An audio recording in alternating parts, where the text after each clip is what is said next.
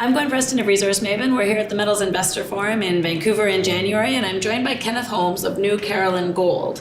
New Carolyn's a newer story to me, so from that position, I just wanted to ask you to give us an introduction to the company. I have a few follow-up questions, but why don't you start with who is New Carolyn and what is it that you're working on here?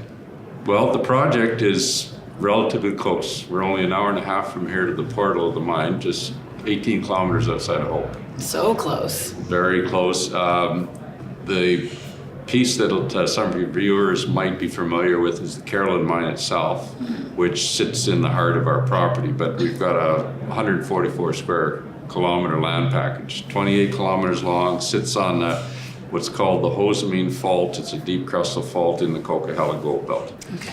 The Carolyn mine was in production in 82, 83, 84, and when gold started to tank, it went under. It's changed hands a few times. There's been additional work done on it, and we really had to consolidate title, which we got done a few years ago before we started doing meaningful work. Gotcha.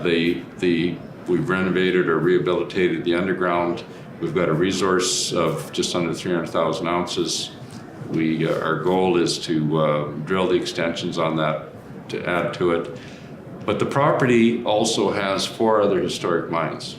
Never produced like the Carolyn. They were much smaller. Some of them were great grades. One of them produced 3,000 ounces, but it was like over 100 years ago. So the rest of the property really is very underexplored with modern techniques. We still hold the original production permit on Carolyn. We have a tailings facility that we keep as permitted, and we maintain, and we go through the regulatory hoops to keep it alive for us. So we've got a big infrastructure advantage. I mean, we don't have to build a camp. People can drive home and live in Hope. Yeah, it's right by Hope.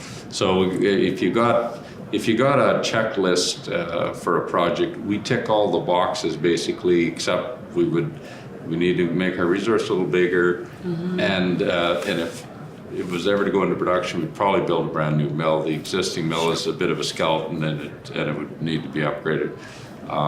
But that's sort of and going forward this year, we want to also test the rest of these. So I guess that's the question then is, so you have the main zone that has the underground workings, and you're working towards a resource there. So then how are you, in 2019, what do you want to do? How are you going to divide your attention between the resource that you have and what looks like some pretty interesting prospectivity in the rest of the property? Well, the underground, if we're going to approach this thing in a good journeyman method, we want to start doing the step outs to add to that resource. We want to keep testing down plunge, and if we're successful and find what we think is there, that will should incrementally add to the resource. But clearly in the market, you have to live with the market that's here right now. And one of the things that is apparent to us in the market is that the market's given a love to the companies that are coming up with the discovery holes. Well, absolutely. We've got these 4 other historic mines that are just screaming to be drilled. We've got 24 other known gold occurrences. We've got this huge geophysics anomaly that maps out the fault system, and all the gold is all related to the fault. So, we've got plenty of surface drilling to do too. So. Absolutely, and like you say, you got to work with the market that is. Not only does the market like discoveries, they like high-grade discoveries, which is precisely what you have the potential to tap into. I don't like to mention too much because it kind of distracts people from the big basic story, but we got one occurrence that I really want to drill. We call it the Montana. According to the records, some old fellas took a couple tons, so that'd be like the back pickup truck off of that in 1925, and recovered 1,100 grams of gold.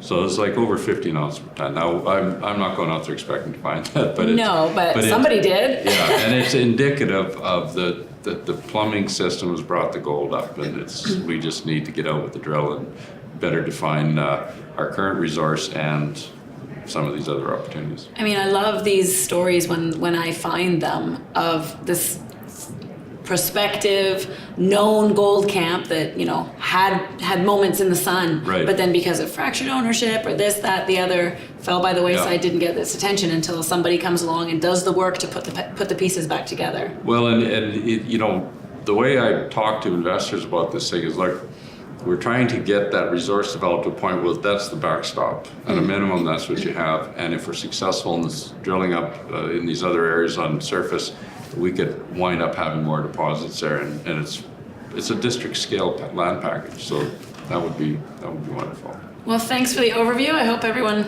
learned a bit about it and maybe have some new interest in New Carolyn Gold. Yeah, I don't want to extend an invitation to everybody to come look at it, but it's that close that you could. So. That you can just pop over to Hope and Yeah, take a look. yeah, exactly. Perfect. Thanks for your time. Thanks for coming. Thank you.